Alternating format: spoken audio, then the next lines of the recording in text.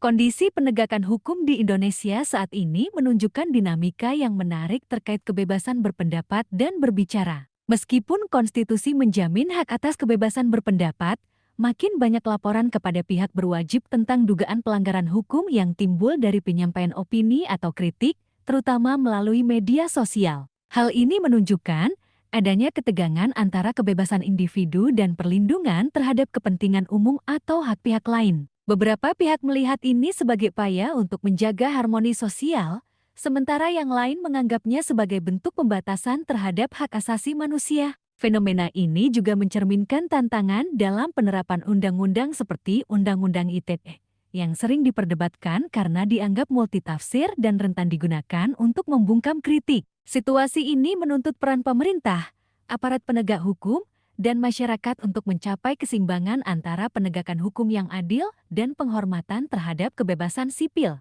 Kebebasan berpendapat di Indonesia, meskipun dijamin oleh Undang-Undang Dasar 1945, menghadapi tantangan besar dalam penerapannya di era digital. Dalam beberapa tahun terakhir, laporan terhadap individu yang mengungkapkan opini di ruang publik, termasuk media sosial dan platform diskusi seperti podcast, semakin meningkat. Fenomena ini memunculkan pertanyaan tentang keseimbangan antara kebebasan berbicara, perlindungan terhadap reputasi individu, dan penerapan hukum. Salah satu contoh terbaru adalah kasus seorang podcaster yang menghadapi ancaman setelah pernyataannya dalam sebuah podcast menuai tanggapan dari pengacara terkenal di Indonesia, yang merasa reputasinya dirugikan, mengungkapkan niatnya untuk membawa persoalan ini ke ranah hukum. Kasus ini menjadi sorotan karena menggambarkan bagaimana opini yang disampaikan dalam diskusi publik dapat berujung pada persoalan hukum. Hal ini menambah daftar panjang kasus serupa, di mana penggunaan undang-undang,